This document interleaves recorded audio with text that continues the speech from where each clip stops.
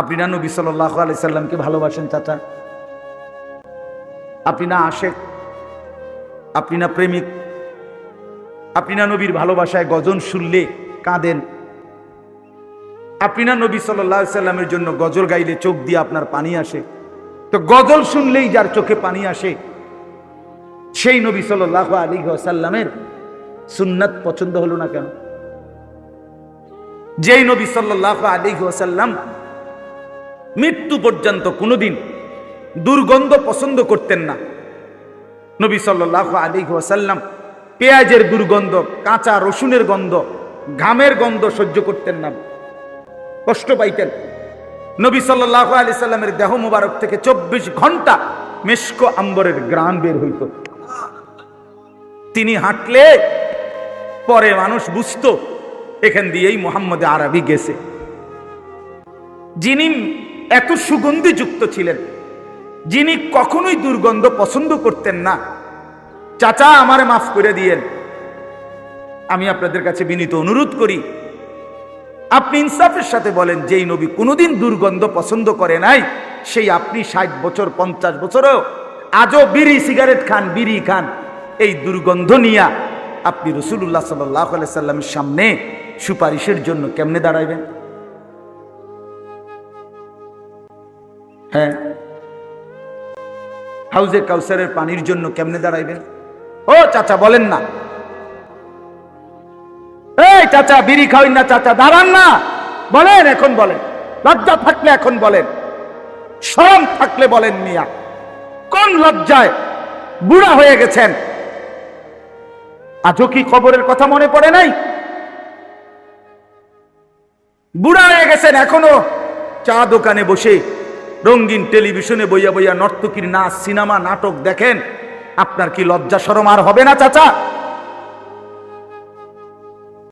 আপনার হায়া আসবে না? বুড়া হয়ে গেছেন, এখনো কথা বললে গালিগালাজ ছাড়া কথা বলতে পারেন না। আপনার আখিরাত নাই? আপনার কবর নাই? আপনি মরতেন না তাইলে? আজও সুদের টাকা, এখনো কিস্তি, এখনো সুদ। ওহো, হায় মুসলমান, এভাবে কেন আল্লাহকে ভুলে গেলাম? কি অপরাধ ছিল? মালিক আমাদের কাছে কি অপরাধ করছে? নাউযুবিল্লাহ। বলে যুবক ছেলেরা, বলো ভাইয়া, এখন দাঁড়াও না ভাইয়া, এখন বলো, তোমরা যারা নামাজ পড়ো না, কি অপরাধে বাপ? আমার সাথে রাগ করে না, মা বাবার লগেনই রাগ করে নামাজ পড়ো না, কার সাথে অভিমান করলাম?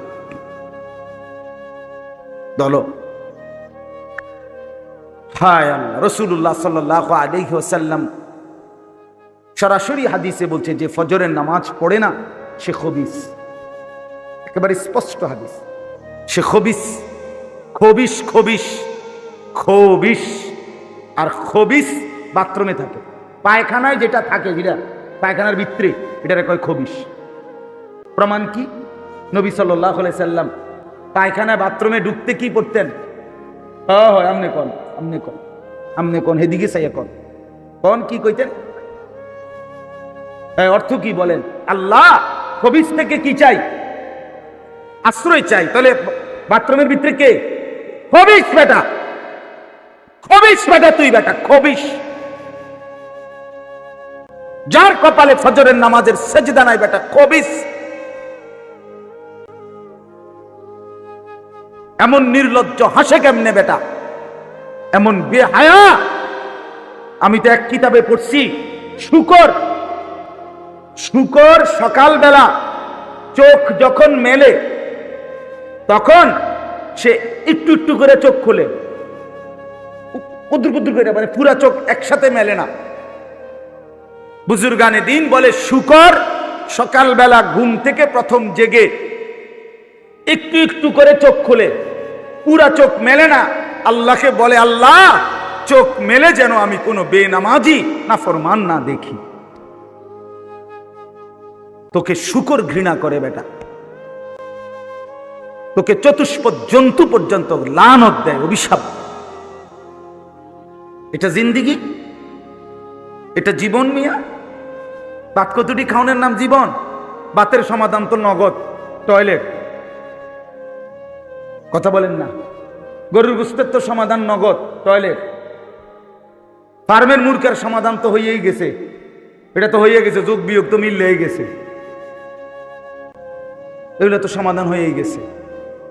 মানুষ কোথায়? ভাত মাছ চাল ডাল আর ঘুম আর পেশাব পায়খানা আর নিদ্রা। ও বন্ধু, এরই নাম মুসলমান? এরই নাম মানুষ? না তো। এটা তো জন্তু জানোয়ারেরও মিলতেছে কিনা বলেন না? জন্তু জানোয়ার খায় কিনা? জন্তু জানোয়ার ঘুমায় কিনা? জন্তু জানোয়ার পেশাব পায়খানা করে কিনা? জন্তু জানোয়ারের যৌন চাহিদা পূরণ হয় কিনা? কুকুর বিড়ালের বাচ্চা কাচ্চা আসেনি, তাহলে যৌন চাহিদা পূরণ হয়? তো তোমার আমার জিন্দিগি যদি হয় এটাই, খানা ঘুম আর পেশাব পায়খানা আর যৌন চাহিদা পূরণ, লজ্জাস্থানের চাহিদা, এতটুকুর নামই যদি হয় জীবন, তা আমার মাঝে আর জানোয়ারের মাঝে পার্থক্য কি?